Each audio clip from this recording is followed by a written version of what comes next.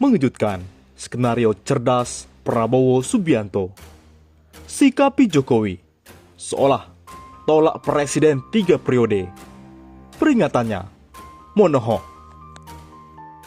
Prabowo sudah berkorban gabung Jokowi agar dapat dukungan maju Pilpres 2024. Taunya sekarang ada wacana jabatan presiden 3 periode. Yang lebih menyedihkan lagi, pengganti Edi Prabowo bukan dari Gerindra. Sungguh, ini suatu ironi buat Prabowo Subianto. Prabowo sudah tambah tua. Tahun ini, umurnya sekitar 70 tahun. Oleh karena itu, inilah skenario cerdas Prabowo Subianto. Akhir-akhir ini, beredar Presiden Joko Widodo dengan tegas menolak wacana presiden 3 periode. Penolakan ini ia sampaikan beberapa hari setelah wacana ini menyeruak ke publik. Ketika itu, Jokowi langsung mengatakan, ada yang ngomong, presiden dipilih 3 periode. Itu ada 3. Ingin menampar muka saya. Ingin cari muka. Padahal saya punya muka. Ketiga, ingin menjerumuskan. Itu saja, sudah saya sampaikan. Ucap Jokowi kepada wartawan di Istana Negara, Jakarta Pusat, Senin, 2 Desember. Prabowo memperingatkan, tampaknya Jokowi ngeri membayangkan proses penurunan presiden yang dialami Soekarno, Soeharto, dan Gus Dur. Soekarno dijatuhkan melalui sidang istimewa MPRS di tengah wacana presiden seumur hidup. Soeharto dimundurkan oleh gerakan mahasiswa hanya 3 bulan setelah pernyataan kebulatan tekad yang dikuatkan oleh MPR. Dan Gus Dur diturunkan saat belum genap 2 tahun memimpin gara-gara terlibat Bulog Gate dan Brunei Gate. Jokowi sepertinya tidak mau bernasib seperti mereka. Maka dari itu, ia tidak mau latah mempertahankan kekuasaan yang memabukkan di tengah euforia yang mewabah. Oleh karenanya, melihat gelagat tokoh politik dan manuver partai-partai serta loyalitas hidup mati sebagian rakyat, tampaknya presiden 3 periode tak hanya obrolan warung kopi. Apalagi, sebagai orang Jawa, Jokowi sama dengan Jawa lainnya, sulit berkata tidak. Mungkin hanya satu yang tegas, yakni menolak membebaskan Habib Rizik. Dan kelak Jokowi mirip gadis kampung yang mendapat pinangan seorang pemuda, malu-malu menerima tawaran itu. Bukan, tidak mungkin. Jokowi pun akan mengeluarkan pernyataan. Proyek-proyek mangkrak akan cepat diatasi kalau presiden 3 periode. Atas nama keberlanjutan pembangunan, keberagaman, dan supremasi sipil, Jokowi harus menerima amanat penderitaan kaum Merhain. Perkara muka tertampar itu hanya sejarah, clipping koran, atau jejak politik. Jangan terlalu baper dan sentimental dengan masa lalu.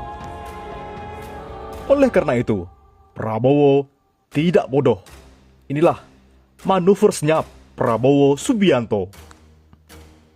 Founder Cyrus Network Hasan Nasbi mengaku senang melihat kedekatan para petinggi partai politik saling bersilaturahmi dalam keadaan santai dan informal.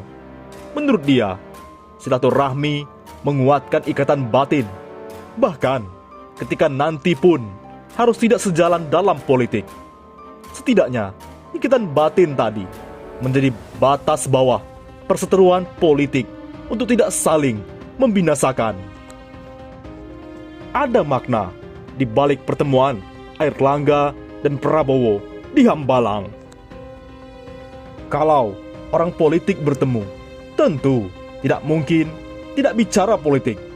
Jangankan mereka, kita yang bukan orang politik saja, kadang kalau ketemu, ngobrolin politik. Tapi itu wajar sekali.